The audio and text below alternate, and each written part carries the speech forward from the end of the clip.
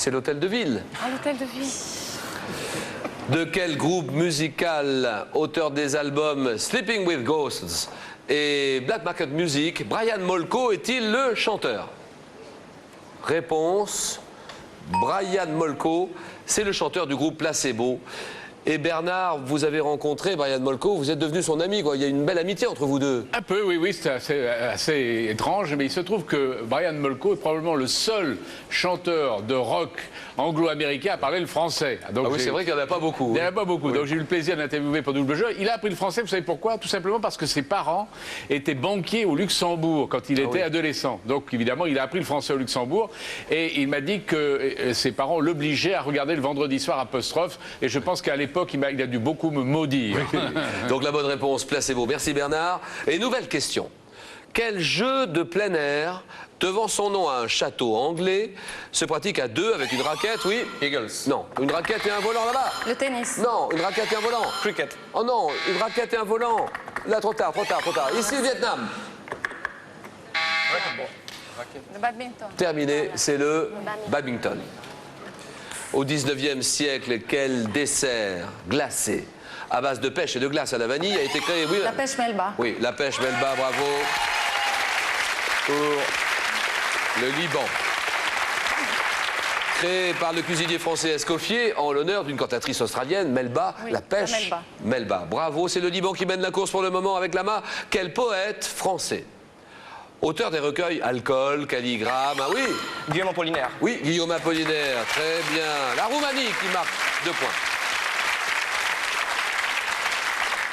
Et c'est Guillaume Apollinaire qui invente le mot surréalisme en 1917. C'est lui, bravo, bonne réponse Liviu pour son pays, la Roumanie. Comment appelle-t-on un groupe d'étoiles voisines auquel on a donné un nom comme, oui? Une constellation. Une constellation, bravo.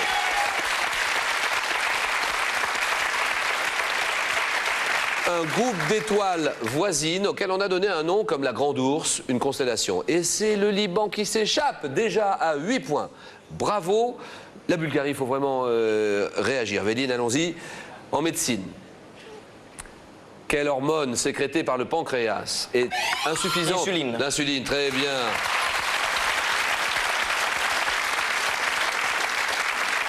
Hormone sécrétée par le pancréas qui est insuffisante chez les diabétiques, c'est l'insuline. Très bonne réponse de la Roumanie. Et on continue. Allez, allez, on avance au XVIIIe siècle. Un roi de France, surnommé le bien-aimé. Oui. Louis XV. Louis XV, très bien. Voilà. C'est gagné.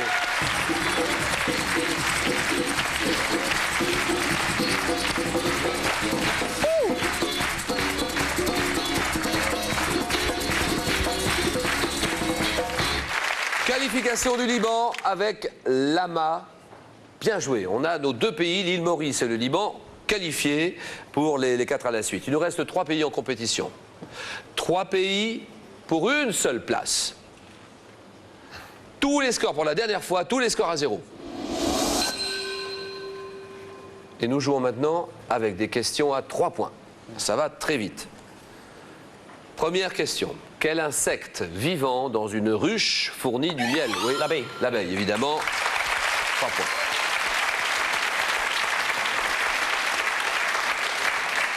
Chaque question est capitale, chaque mot est important. À quel peintre français doit-on les tableaux Olympia et le déjeuner sur l'herbe? Manet. Manet, oui, Édouard Manet, d'accord.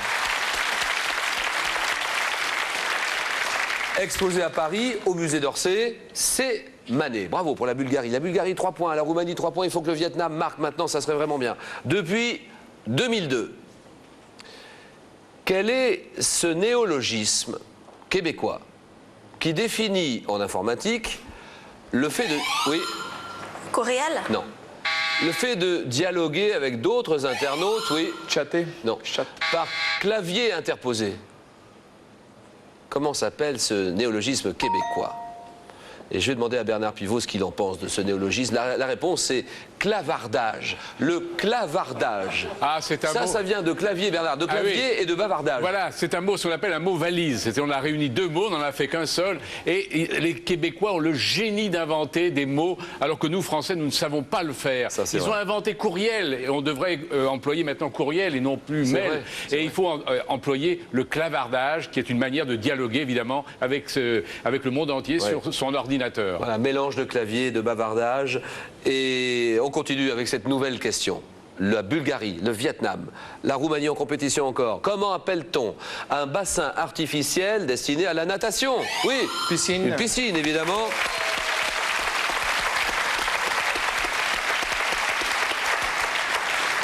C'est le moment ou jamais, les amis, d'encourager, de soutenir Toua et le Vietnam. Allez, Toua! Allez, les amis vietnamiens dans la salle! Allez, c'est le moment ou jamais. On fait le maximum, notamment sur cette question-là, que je lis doucement. Chez l'homme, quel ensemble de processus mécaniques et biochimiques assure l'assimilation des aliments? La digestion. Oui, la digestion, d'accord. Très bien joué. Bulgarie-Roumanie à égalité 6-6. Allez le Vietnam, allez toi. Si c'est possible de faire quelque chose, c'est le moment ou jamais. Voici cette nouvelle question. Et là, tout peut se jouer maintenant. Depuis 1980,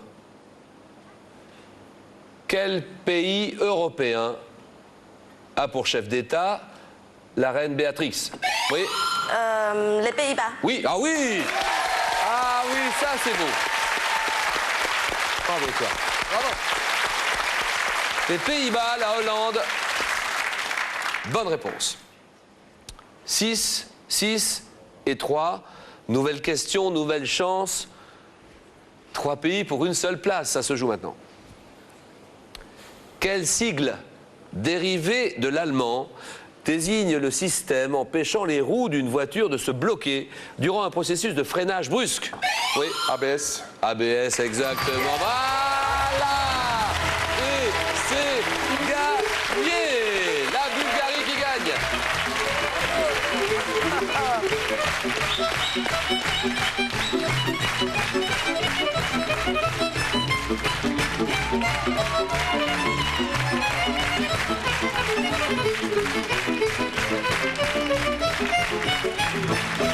Oh! Toi, c'est pas grave du tout, hein. Franchement, il n'y a rien à perdre, il y a tout à gagner. Toi, mille merci d'être venu et d'avoir accepté notre invitation ici pendant une belle semaine que vous avez passée à Paris, j'imagine, hein, toi. Oui, impeccable. C'était bien ça, Oui. hein. Vous allez retourner au Vietnam, à Hanoï. Oui, je vais retourner au travail au Vietnam. Je rappelle que vous êtes fonctionnaire au ministère des Affaires étrangères, là-bas, vietnamien. Que vous vous occupez plus particulièrement du dossier des relations bilatérales Vietnam-France, qui sont très bonnes pour le moment. Bah oui. Vous le confirmez? Parce que, voilà, le président Chirac est venu chez vous il n'y a pas longtemps. En octobre 2004. Il y a eu des signatures de traités, de conventions. Oui, beaucoup. Il y a eu une bonne ambiance Une et vingtaine, oui. un bon climat entre les deux pays. Oui. Merci, un bonjour de notre part très chaleureux à tout le Vietnam, notamment le Vietnam qui parle français, qui aime notre langue. Oui, et bienvenue au Vietnam. Voilà, merci beaucoup. Toi, applaudissements pour toi, s'il vous plaît. Merci.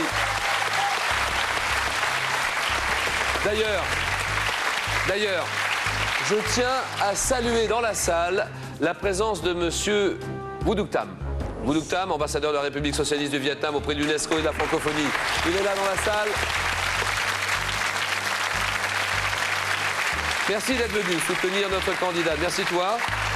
Alors la Roumanie maintenant, Liviu, étudiant en lettres. Où ça exactement? À Constanța. Constanța, c'est à côté de Bucarest, c'est loin de Bucarest, c'est la mer Noire. Et c'est à côté de la mer Noire, voilà. Sur le bord de la mer Noire. Vous avez 23 ans. Ce n'est pas votre langue maternelle, le français? Non, bien sûr, non. Donc, votre langue maternelle, c'est le roumain. Ouais. Mais comment avez-vous appris la langue française? Moi, la langue française a été introduite à la deuxième classe de l'école primaire, pendant la deuxième année de l'école primaire. Oui. Et on le fait fréquemment en Roumanie, le français, à l'école. Oui. C'est une langue qui a une histoire dans la Roumanie. Dès le 19e siècle, les Roumains ont parlé le français et ça a gagné beaucoup de terrain. Quelle est la proportion de la population roumaine qui parle la langue française? Ça dépend, peut-être de 5% à 20%, ça dépend. C'est pas mal, hein, déjà. C'est un pays qu'on sent très proche de nous. Donc, un bonjour à toute la Roumanie, là-bas, de notre part. Et j'en profite pour saluer aussi ce soir la présence de M. Basile Popovici, conseiller pour la presse et la communication à l'ambassade de Roumanie en France. Merci d'être venu soutenir notre candidat. Merci beaucoup. Merci. Liviu, merci toi. Et cadeau pour vous deux. Larousse vous invite à découvrir la richesse de la culture française avec de nombreux ouvrages, dont Mémoire de Paris. Et nous ajoutons ceci. Les opticiens Vision Plus ont le plaisir de vous offrir une paire de jumelles Bushnell avec appareil photo intégré et écran LCD. Liviu, ne perdez pas votre sourire, la Macédoine peut être fière de vous. Tua, on vous embrasse très fort, très bonne année et bon retour au Vietnam. Et maintenant, deuxième obstacle pour nos champions, l'épreuve du questionnaire, c'est bien sûr le 4 à la suite.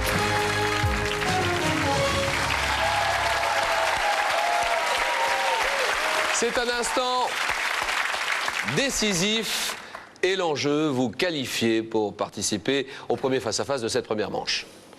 Il faut choisir entre 4 questionnaires qu'on vous propose et ce soir, nous avons l'amour dans l'art. L'histoire de la langue française. Les chanteurs français nés à l'étranger. Et un questionnaire sur la science au temps de Jules Verne, car nous célébrons cette année le centenaire de la disparition de Jules Verne et c'est l'occasion de vous rappeler que la soirée francophonie continuera tout à l'heure à Amiens, après le journal, la ville où a vécu Jules Verne, où je rejoindrai Bernard Pivot pour les trophées de la langue française. 4 questionnaires, c'est vous qui décidez. C'est lèche. Pour l'île Maurice. Faites vos jeux. La science au temps de Jules Verne. Il y a de quoi hésiter quand même, hein. Moi je suis d'accord. La science au temps de Jules Verne. Alors c'est lèche. Fonctionnaire aux affaires étrangères, ministère des Affaires étrangères là-bas à Port-Louis, capitale de l'île Maurice. Un bonjour à toute l'île Maurice. Hein. Bien évidemment. Bonjour à mes collègues, à ma famille, à toute la ville de Quatre-Bornes, à vrai dire. Quatre-Bornes, oui. Maillebourg. Curpipe, Pérébert, Grand B, oui. Etc., etc. Je voudrais qu'on parle de Curpipe. Pourquoi? Parce qu'on a eu un candidat il y a 4 ans, 4-5 ans je crois. 4 ans de cela à peu près, je pense. Il y a 4 ans, oui, candidat mauricien, nous recevions l'île Maurice à ce moment-là. Et il a fait une très bonne prestation dans Question pour un champion. Il a terminé 2e. Il a eu un tel succès, un tel retentissement à l'île Maurice qu'il est devenu maire de Curpipe. Il s'est présenté aux élections municipales, il est devenu maire de Curpipe, une ville de 90 000 habitants. Bon, je ne sais pas ce que vous allez devenir, vous, Célèche. À tout le moins conseiller municipal peut-être. Voilà, oui. Si c'est ce que vous souhaitez, je ne sais pas. En tout cas, je voudrais qu'on dise un mot sur la gentillesse légendaire des Mauriciens. Ma foi, cette gentillesse légendaire dont vous parlez fait partie intégrante de notre culture. Nous avons toujours été ainsi et il n'y a aucune raison pour que cela change au fil du temps. L'île Maurice, le carrefour des civilisations africaines, croisement des cultures effectivement venant d'Asie, d'Afrique et d'Europe, ce qui a donné un brassage culturel et ethnique assez intéressant de nombre d'égards. Quelle langue parle-t-on là-bas? Le créole déjà? Nous avons bien sûr le créole, mais de manière plus officielle l'anglais et le français. Et aussi, de manière parallèle, le hindi et le bhojpuri. Le hindi, oui. C'est ces 5 langues-là qui domineraient beaucoup la conversation à Maurice, je pense. Le français est très répandu là-bas. Absolument. Hein. Absolument. D'abord, de par le fait que l'anglais et le français sont enseignés dès la primaire, dès l'âge de 5 ans.